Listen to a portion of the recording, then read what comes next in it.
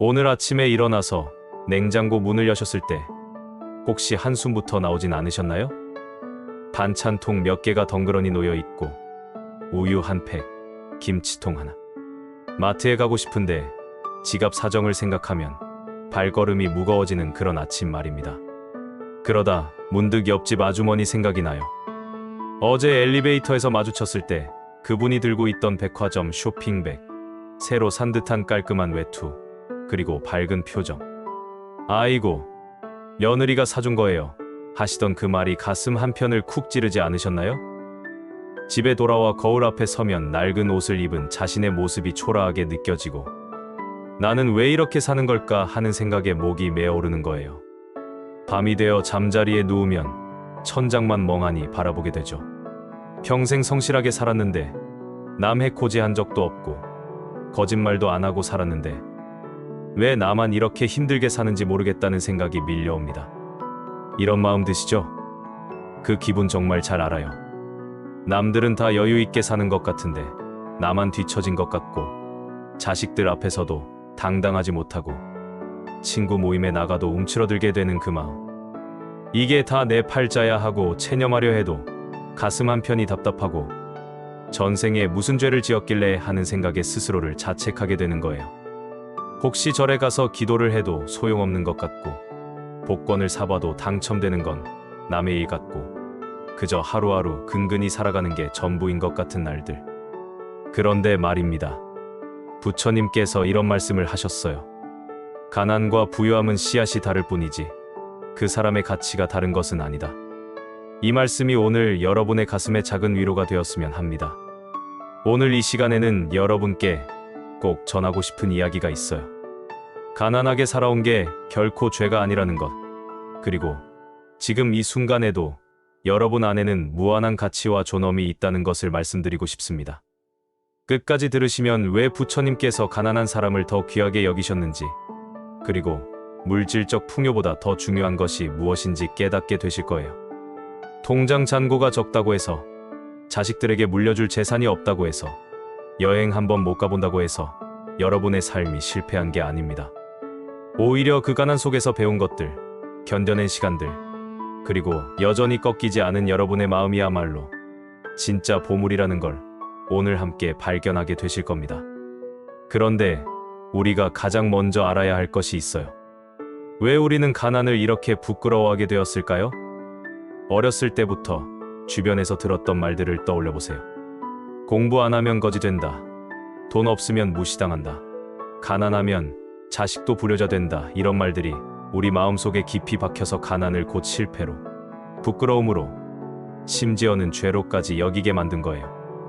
명절이 되면 친척들이 모이잖아요. 그때 누가 뭐 사줬다, 어디 여행 갔다, 자식이 얼마 버는 회사 다닌다 하는 이야기들이 오가는 걸 들으면서 점점 더 작아지는 자신을 느끼셨을 거예요. 돌아오는 길에 버스를 타고 창밖을 바라보면서 나는 왜 이렇게 못났을까 하고 눈물을 훔치셨던 적 한두 번이 아니시죠? 그런데 정말 놀라운 사실이 하나 있어요. 부처님께서 살아계실 때 가장 큰 깨달음을 얻은 제자 중 한 명이 바로 극빈자 출신이었다는 거예요. 그의 이름은 수다원이었는데 너무 가난해서 먹을 것도 제대로 없이 살았대요. 어느 날 수다원이 부처님을 찾아와 물었습니다. 세존이시여, 저는 태어나서 지금까지 단 한 번도 배불리 먹어본 적이 없습니다. 제 전생의 업이 그렇게 무거운 것입니까? 그러자 부처님께서 조용히 미소 지으시며 말씀하셨어요. 수다원아, 내가 가난한 것은 내 업 때문이 아니라 내가 아직 진정한 부를 발견하지 못했기 때문이다. 진짜 부자는 많이 가진 사람이 아니라 만족할 줄 아는 사람이니라. 이 말씀을 들은 수다원은 그 자리에서 깊은 깨달음을 얻었다고 해요. 자신이 가난했던 건 물질이 없어서가 아니라 마음이 늘 허기져 있었기 때문이라는 걸 알게 된 거죠. 이 이야기가 우리에게 주는 의미가 뭘까요? 우리가 느끼는 가난의 고통 중 절반 이상은 실제 물질의 부족에서 오는 게 아니라 남과 비교하면서 생기는 상대적 박탈감에서 온다는 거예요. 옆집 사람이 새 차를 사면 내 차가 낡아 보이고, 친구가 여행 사진을 보여주면 집에만 있는 내가 초라해 보이는 거죠. 그런데 잠깐만 생각해 보세요.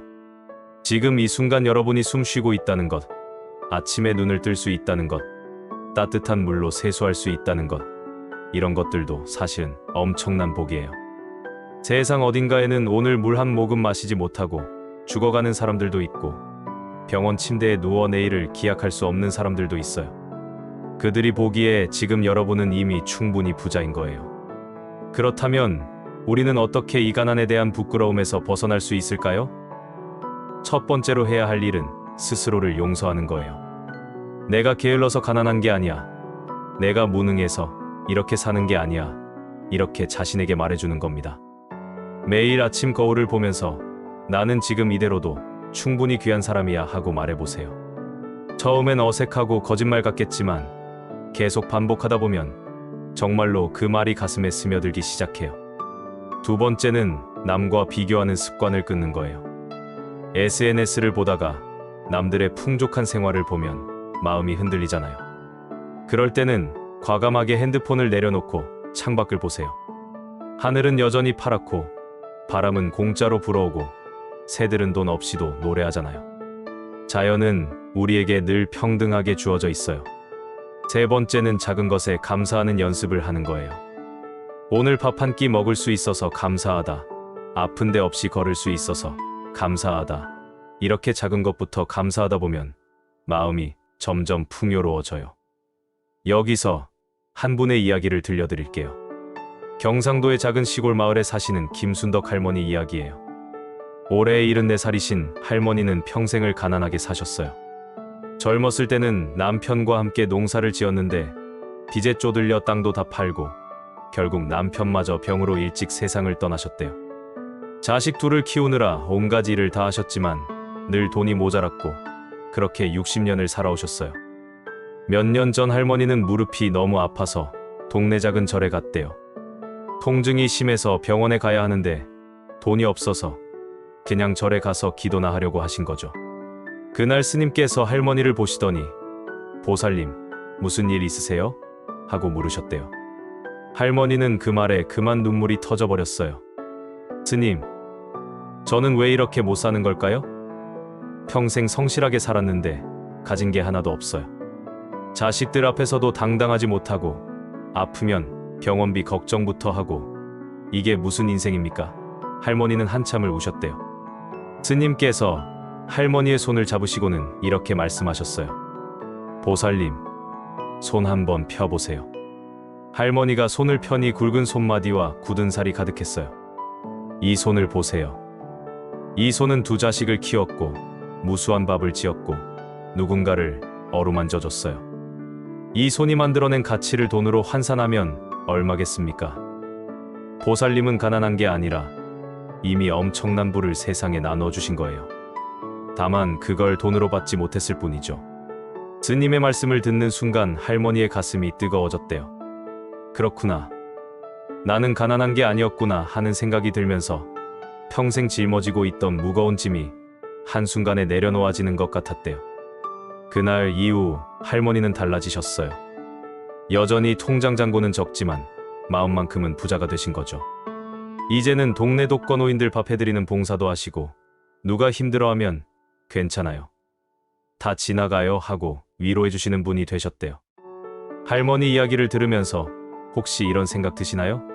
그래도 현실은 냉정한데 마음만 부자면 뭐해? 맞아요. 현실은 분명 냉정하죠. 병원비가 필요한데 돈이 없으면 치료받을 수 없고 월세가 밀리면 집에서 쫓겨나고 겨울에 난방비가 아까워서 두꺼운 옷을 껴입고 지내야 하는 게 현실이에요. 부처님도 그걸 모르셨던 건 아니에요. 하지만 부처님께서 우리에게 알려주셔던 건 단순히 마음만 부자면 돼 라는 게 아니었어요. 오히려 가난하다는 이유로 스스로를 학대하지 말라는 거였죠. 가난 자체보다 더 무서운 건 가난 때문에 자존감을 잃고 자기 자신을 쓸모없는 사람으로 여기게 되는 거예요. 그래서 부처님께서 말씀하신 게 바로 내면의 불성이에요. 불성이라는 게 뭘까요? 어려운 용어 같지만 사실은 간단해요. 우리 모두가 태어날 때부터 가지고 있는 깨끗하고 귀한 마음, 부처가 될 수 있는 씨앗이 바로 불성이에요. 금강경에 이런 구절이 있어요. 일체 중생이 다 불성을 갖추고 있으니 높고 낮음도 없고 비하고 천함도 없느니라.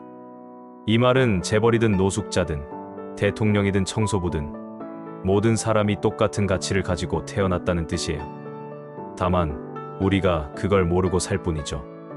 마치 거지가 자기 품속에 다이아몬드를 품고 다니면서도 자신이 가난한 줄로만 아는 것처럼요. 우리도 마찬가지예요. 이미 우리 안에는 무한한 가치가 있는데 통장 잔고만 보면서 나는 쓸모없는 사람이야 하고 착각하는 거예요. 그렇다면 구체적으로 어떻게 하면 이 불성을, 이 내면의 보물을 발견할 수 있을까요? 첫 번째 방법은 명상이에요. 복잡하게 생각할 것 없어요. 그냥 하루에 10분만 조용히 앉아서 숨을 쉬는 거예요. 들숨과 날숨을 느끼면서 지금 이 순간 나는 살아있다고 생각하는 겁니다. 그러다 보면 마음이 점점 고요해지고 평소에 느끼지 못했던 내면의 평화를 느끼게 돼요. 두 번째는 자기 자신에게 친절하게 말하는 거예요. 우리는 남한테는 친절한데 자기 자신한테는 너무 가혹해요. 이것도 못하냐? 왜 이렇게 형편없냐? 이런 말을 스스로에게 하죠. 오늘부터는 바꿔보세요. 오늘도 잘 버텨냈어. 나는 충분히 잘하고 있어. 이렇게 자신을 다독여주는 겁니다. 세 번째는 작은 선행을 실천하는 거예요. 돈이 없어도 할 수 있는 게 많아요. 엘리베이터에서 만난 사람에게 먼저 인사하기, 길에서 넘어진 사람 일으켜주기, 동네 길 청소하기, 이런 작은 일들이 쌓이면 마음이 풍요로워져요. 실제로 한 연구 결과가 있는데요. 가난한 사람들 중에서도 기부를 하는 사람들이 그렇지 않은 사람들보다 행복도가 훨씬 높았대요. 돈이 많아서 행복한 게 아니라 나눔을 실천하면서 자존감이 높아지고 나도 누군가에게 도움을 줄 수 있는 사람이구나 하는 걸 느끼기 때문이에요. 여러분도 한번 생각해 보세요. 비록 통장 잔고는 적지만 여러분이 살아오면서 누군가에게 베풀었던 순간들이 있을 거예요. 힘든 친구에게 밥 한 끼 사준 것, 손자에게 용돈 1,000원 쥐어준 것, 아픈 이웃을 병원에 데려다 준 것, 이런 것들이 모두 보시예요. 부처님께서는 보시는 금액의 크기가 아니라 마음의 진심으로 헤아린다고 말씀하셨어요. 100만 원을 마지못해 내는 것보다 1,000원을 진심으로 내는 게 더 큰 복을 짓는다는 거죠. 여기서 또 한 분의 이야기를 들려드릴게요. 서울 변두리에 사시는 박철수 할아버지 이야기예요. 올해 69이신 할아버지는 평생 막노동으로 생계를 이어오셨어요. 젊었을 때는 건설 현장에서 일하셨고 나이가 들어서는 주차 관리하는 일, 경비일, 할 수 있는 일은 다 하셨대요. 그렇게 살면서도 돈은 늘 모자랐고 자식들에게 뭘 해줄 수 있는 것도 없었어요. 몇 년 전 할아버지는 우연히 동네 무료급식소에서 봉사를 시작하셨대요. 처음에는 나도 도움받을 처지인데 무슨 봉사냐 싶었지만 그냥 시간이 남아서 시작하신 거예요. 그런데 신기한 일이 벌어졌어요. 배식하면서 사람들을 만나고 맛있게 드세요 하고 인사하고 설거지를 하면서 땀을 흘리다 보니 마음이 이상하게 편해지는 거예요.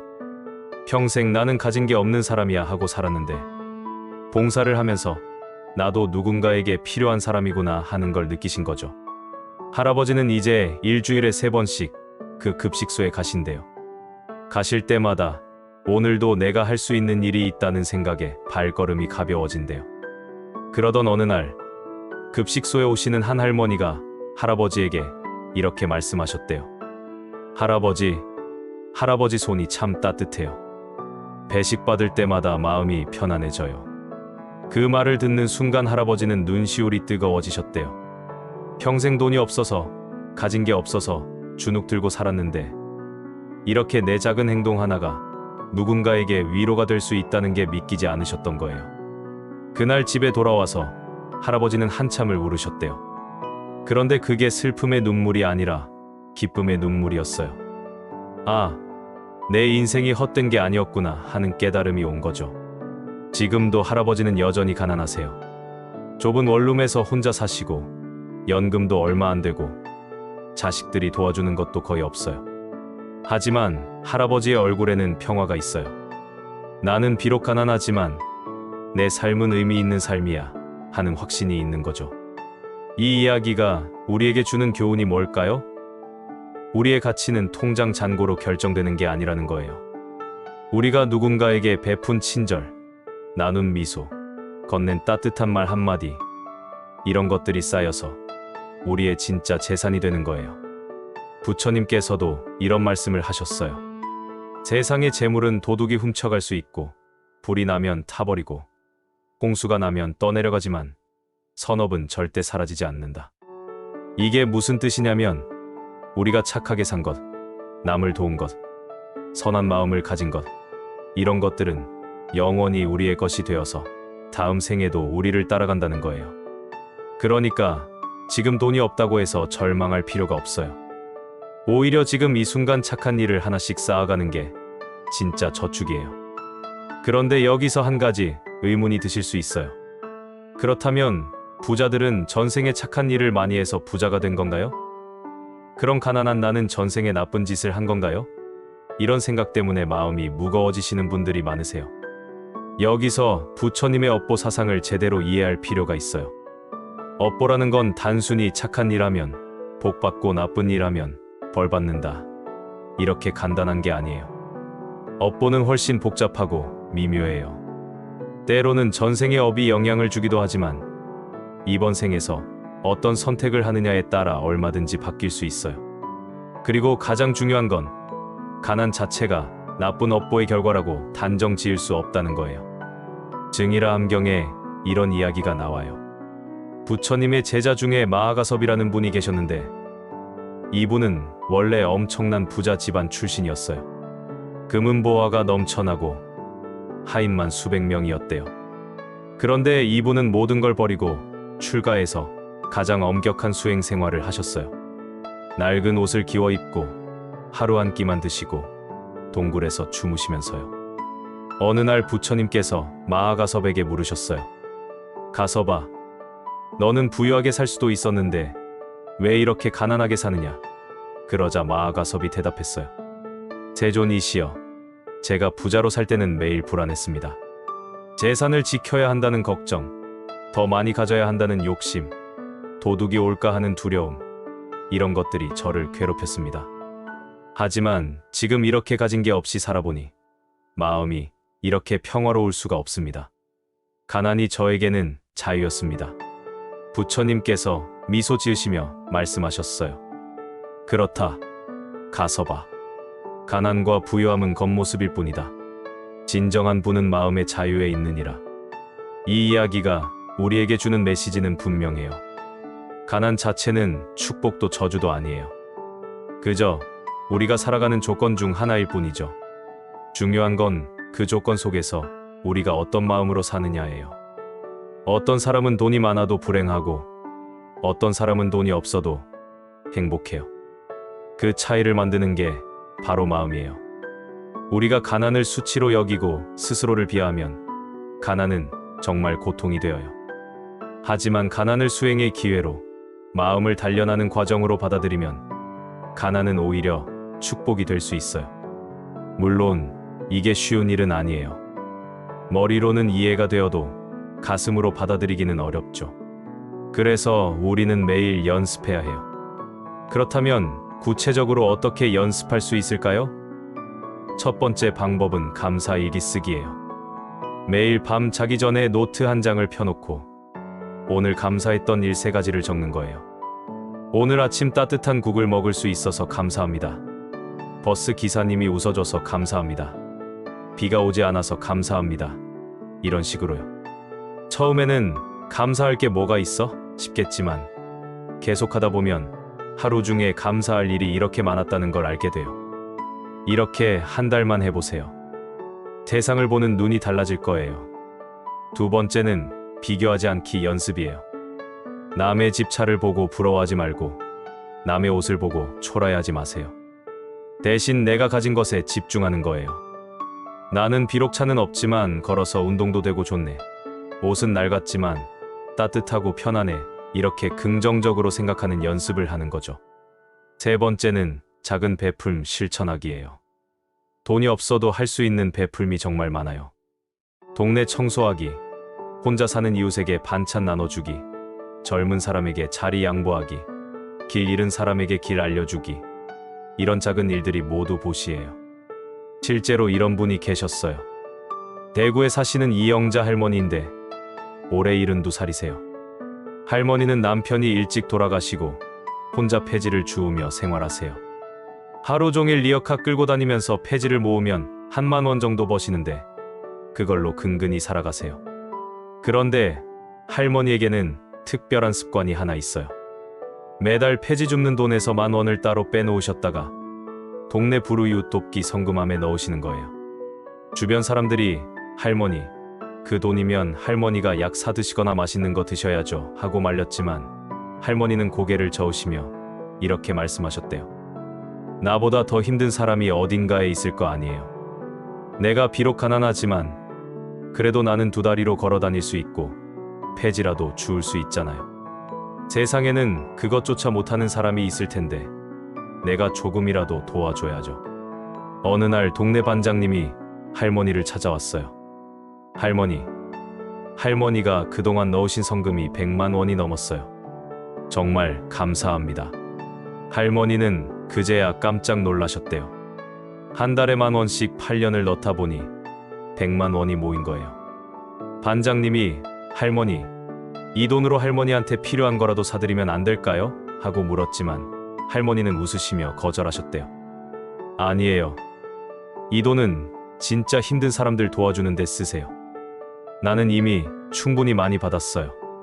건강하게 살 수 있는 것만으로도 감사한데요. 그 말을 듣고 반장님이 눈물을 글썽이셨대요. 나중에 반장님이 이렇게 말씀하셨어요. 할머니를 보면서 진짜 부자가 누구인지 알게 되었어요. 돈이 많은 사람이 부자가 아니라 나눌 줄 아는 마음을 가진 사람이 진짜 부자더라고요. 이 이야기를 듣고 혹시 이런 생각 드시나요? 그래도 나는 그렇게까지는 못할 것 같은데. 괜찮아요. 할머니처럼 할 필요는 없어요. 우리는 각자의 방식대로, 각자의 속도로 살아가면 돼요.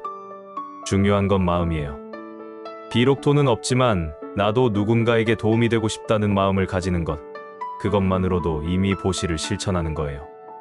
부처님께서 법화경에서 말씀하셨어요. 보시의 공덕은 얼마를 주느냐가 아니라 얼마나 진심으로 주느냐에 달려있다. 부자가 여유있게 100만 원을 내는 것보다 가난한 사람이 마지막 1000원을 아껴서 내는 게 더 큰 공덕이라는 거죠.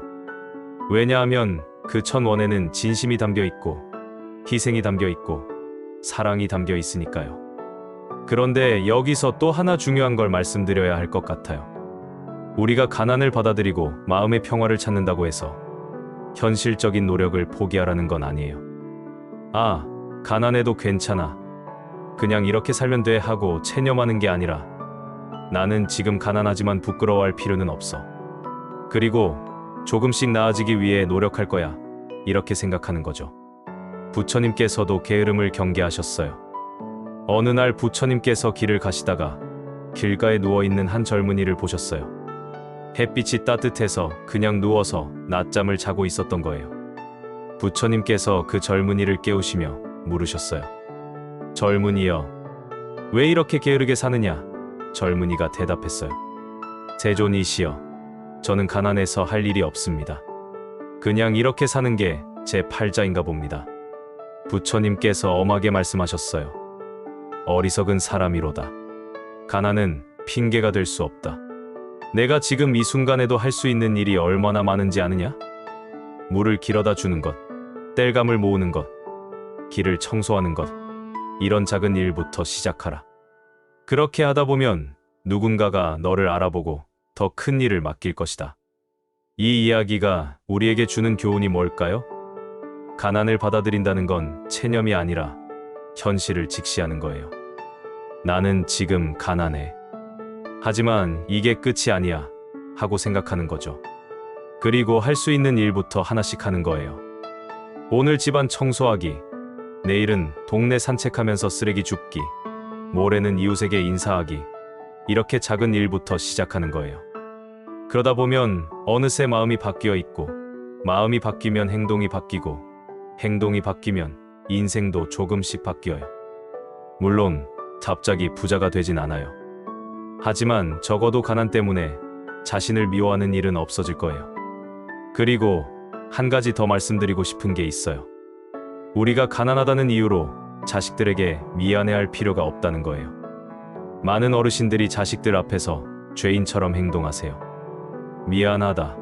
아빠가 무능해서, 엄마가 돈을 못 벌어서 너희가 고생했다. 이런 말씀을 하시죠. 물론 부모로서 자식에게 더 많이 해주지 못한 게 마음에 걸리는 건 당연해요. 하지만 생각해 보세요. 여러분이 자식을 키우면서 쏟은 사랑, 밤새워 간호한 날들, 배고플 때 자신의 밥을 먼저 줬던 순간들, 이런 게 돈으로 환산할 수 있나요?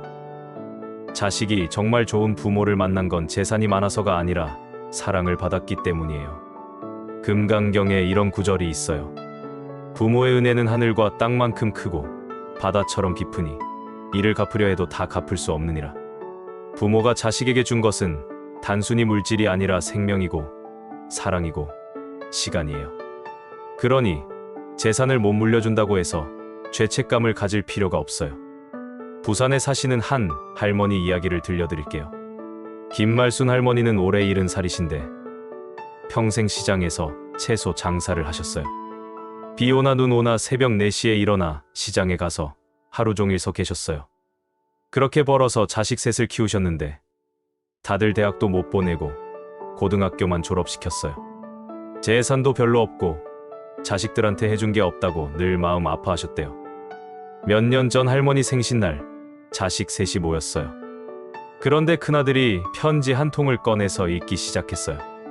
어머니, 제가 10살 때였어요. 학교에서 돌아왔는데 집에 아무도 없었어요. 배가 고파서 냉장고를 열었는데 김치밖에 없더라고요.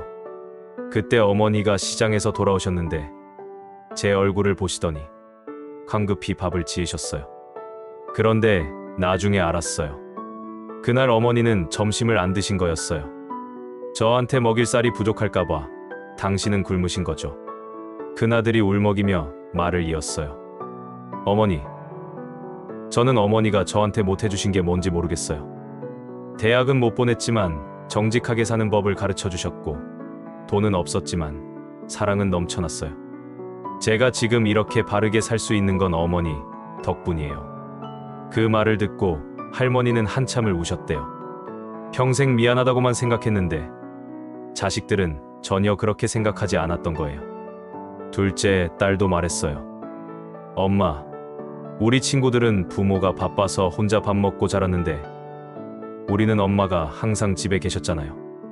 학교 끝나고 집에 오면 엄마가 맞아주시고 아플 때 간호해주시고 그게 얼마나 큰 축복인지 몰랐어요. 막내 아들도 거들었어요. 엄마는 우리한테 최고의 유산을 물려주셨어요. 성실함, 감사함, 그리고 어려운 이웃을 도와야 한다는 마음이요. 이게 돈보다 훨씬 귀한 거예요. 할머니는 그날 깨달으셨대요. 자신이 평생 부끄러워했던 가난이 사실은 부끄러운 게 아니었다는 거려. 오히려 가난한 환경 속에서도 자식들을 사랑으로 키웠다는 게 자랑스러운 일이었다는 거려. 지금도 할머니는 여전히 시장에서 채소 장사를 하세요. 하지만 이제는 당당해요. 나는 가난하지만 내 인생은 성공한 인생이야 하는 확신이 있으니까요. 여러분도 마찬가지예요. 혹시 자식들 앞에서 미안해하고 계신다면 오늘부터는 당당해지세요. 여러분이 자식들에게 준 사랑은 어떤 재산보다도 귀한 거예요. 그리고 그 사랑을 받고 자란 자식들은 분명 올바른 사람으로 자랄 거예요. 부처님께서 말씀하셨어요. 부모의 사랑을 받고 자란 아이는 세상을 두려워하지 않는다. 돈으로 줄 수 있는 건 한계가 있지만 사랑으로 줄 수 있는 건 무한해요. 그렇다면 이제 정리를 해볼까요? 우리가 오늘 함께 나눈 이야기들을 떠올려 보세요. 첫째, 가난은 죄가 아니에요. 그저 우리가 살아가는 조건 중 하나일 뿐이죠. 둘째, 우리의 가치는 통장 잔고가 아니라 우리 안에 있는 불성으로 결정돼요. 셋째, 작은 보시와 선행을 실천하면 마음이 풍요로워져요. 넷째, 남과 비교하지 말고 내가 가진 것에 감사하는 연습을 해야 해요. 다섯째, 가난을 핑계로 게으르면 안 되지만 가난 때문에 자신을 미워해서도 안 돼요. 여섯째, 자식들에게 재산을 못 물려준다고 죄책감을 가질 필요가 없어요. 일곱째, 진정한 부는 마음의 평화에 있어요. 이 7가지만 기억하셔도 오늘 이 시간이 헛되지 않을 거예요. 그리고 여러분께 꼭 드리고 싶은 말이 있어요. 살아오시느라 정말 고생 많으셨습니다. 가난 속에서도 포기하지 않고 여기까지 오신 것, 그것만으로도 여러분은 이미 영웅이에요. 세상은 돈 많은 사람을 성공했다고 말하지만 진짜 성공은 어려움 속에서도 인간성을 잃지 않고 살아온 거예요. 여러분은 비록 가난했지만 정직하게 살았어요. 남을 속이지 않았고 거짓말하지 않았고 최선을 다했어요. 그게 얼마나 대단한 일인지 아세요? 요즘 세상에는 돈을 위해서라면 뭐든 하는 사람들이 많아요. 거짓말하고 남을 이용하고 양심을 팔아서 돈을 버는 사람들이 있어요. 하지만 여러분은 그렇게 살지 않았어요. 가난했지만 떳떳하게 살았어요. 그게 진짜 성공이에요. 부처님께서 열반에 드시기 전 마지막으로 하신 말씀이 있어요. 제자들이 모여 있는데 부처님께서 천천히 눈을 뜨시고 말씀하셨대요. 제자들아, 너희는 이 세상을 살아가면서 많은 것을 얻으려 하겠지만 가장 중요한 것을 잊지 말라. 그것은 바로 만족할 줄 아는 마음이다. 만족하는 자는 비록 땅에 누워 자도 편안하고 만족하지 못하는 자는 천상의 궁전에 살아도 불안하다. 만족하는 자는 가난해도 부자이고 만족하지 못하는 자는 부자여도 가난하니라. 이 말씀을 듣고 많은 제자들이 깨달음을 얻었다고 해요. 아, 우리가 평생 찾아 헤맨 행복의 비밀이 바로 이거였구나 하고요. 많이 가지는 게 아니라 만족하는 게 행복의 열쇠였던 거죠. 그렇다면 우리는 어떻게 만족하는 법을 배울 수 있을까요? 사실 이게 가장 어려운 수행이에요.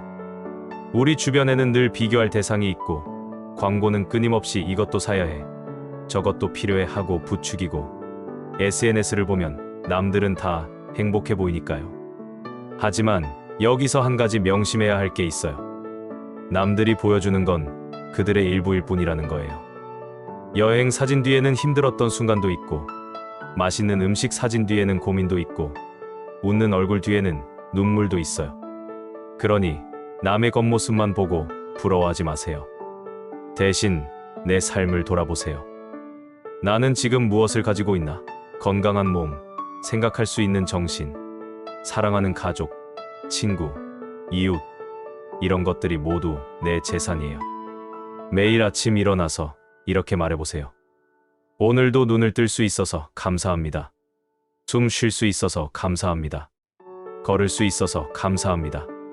이 간단한 말을 매일 반복하다 보면 마음이 바뀌어요. 불평하던 마음이 감사하는 마음으로 바뀌고 부족하다고 생각했던 것들이 사실은 충분했다는 걸 깨닫게 돼요. 그리고 저녁에는 오늘 하루 동안 좋았던 일 3가지를 떠올려 보세요. 아무리 힘든 하루였어도 좋았던 순간이 분명히 있을 거예요. 아침 햇살이 따뜻했던 것, 이웃이 반갑게 인사해준 것, 저녁 식사가 맛있었던 것, 이런 작은 것들을 떠올리고 감사하는 거예요. 이렇게 하루하루 쌓이다 보면 어느새 만족하는 마음이 자라나 있을 거예요. 그리고 실천할 수 있는 작은 일들을 시작해 보세요.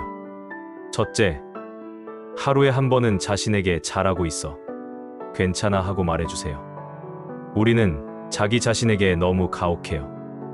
남한테는 친절한데 자신한테는 독한 말만 하죠. 오늘부터는 자신을 다독여주세요. 둘째, 일주일에 한 번은 작은 선행을 하세요. 동네 청소하기, 혼자 사는 이웃에게 안부 묻기, 길 잃은 사람 도와주기, 뭐든 좋아요. 작은 선행을 하면 기분이 좋아지고 기분이 좋아지면 자존감이 올라가요. 셋째, 한 달에 한 번은 자신에게 작은 선물을 주세요. 꼭 돈이 드는 것만이 선물은 아니에요. 좋아하는 음악 듣기, 공원 산책하기, 따뜻한 차 한 잔 마시기, 이런 것들도 충분히 선물이에요. 자신을 소중히 대하는 연습을 하는 거예요. 그리고 혹시 이 이야기를 듣고 계신 다른 분들과도 함께 나누고 싶다면 아래 댓글에 여러분의 이야기를 남겨주세요. 나도 가난했지만 이렇게 극복했어요, 이런 작은 일로 행복을 느꼈어요 하는 이야기들이 모이면 서로에게 큰 힘이 될 거예요. 우리는 혼자가 아니에요. 같은 고민을 하는 사람들이 이렇게 많고 서로 위로하고 응원할 수 있어요. 그리고 이 영상이 도움이 되셨다면 좋아요와 구독 부탁드려요. 여러분의 작은 관심이 더 많은 사람들에게 위로가 될 수 있도록 도와줍니다. 마지막으로 여러분께 전하고 싶은 메시지가 있어요. 지금 이 순간부터 달라질 수 있어요. 과거는 바꿀 수 없지만 현재와 미래는 바꿀 수 있어요. 오늘 밤 잠들기 전에 자신에게 말해보세요. 나는 가난하지만 부끄럽지 않아. 나는 충분히 가치 있는 사람이야. 나는 지금 이대로도 괜찮아. 이 말을 100번, 1000번 반복하세요. 처음엔 거짓말처럼 느껴지겠지만 계속하다 보면 진짜가 돼요. 마음이 바뀌면 세상이 바뀌어 보여요. 똑같은 좁은 방이어도 이제는 아늑하게 느껴지고 똑같은 밥상이어도 풍성하게 느껴져요.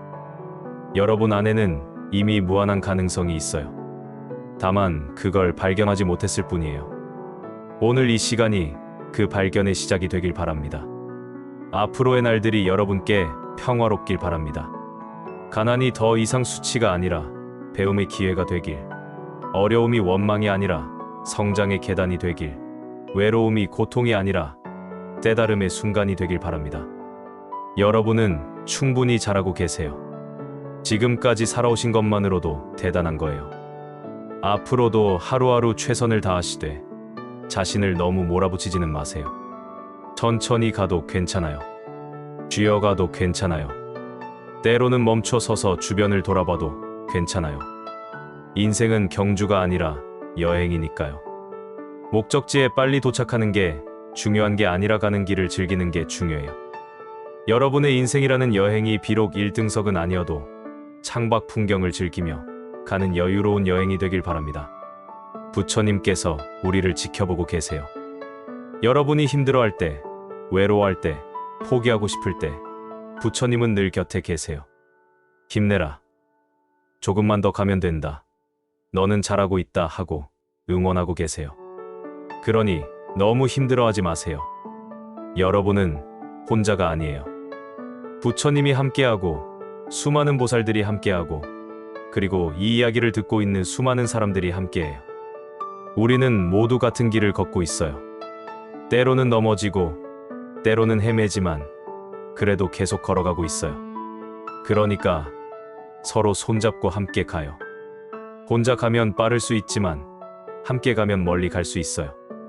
오늘 이 시간이 여러분 마음의 작은 씨앗이 되길 바랍니다. 그 씨앗이 자라서 큰 나무가 되고 그 나무 그늘에서 여러분이 쉴 수 있게 되길 바랍니다. 그리고 언젠가 여러분이 그 나무 그늘을 다른 사람에게도 나눠줄 수 있게 되길 바랍니다. 가난했던 경험이 누군가를 이해하는 힘이 되고 아팠던 기억이 누군가를 위로하는 말이 되고 외로웠던 시간이 누군가와 함께하는 시간의 소중함을 알게 하는 지혜가 되길 바랍니다. 여러분의 삶은 결코 헛되지 않았어요. 모든 경험이 의미가 있고 모든 순간이 가치가 있어요. 지금 이 순간에도 여러분은 배우고 있고 성장하고 있고 진화하고 있어요.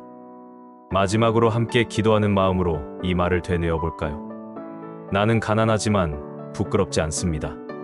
나는 충분히 가치 있는 사람입니다. 나는 사랑받을 자격이 있습니다. 나는 행복할 수 있습니다. 나는 지금 이대로도 완벽합니다. 이 말이 여러분 가슴 깊이 스며들길 바랍니다.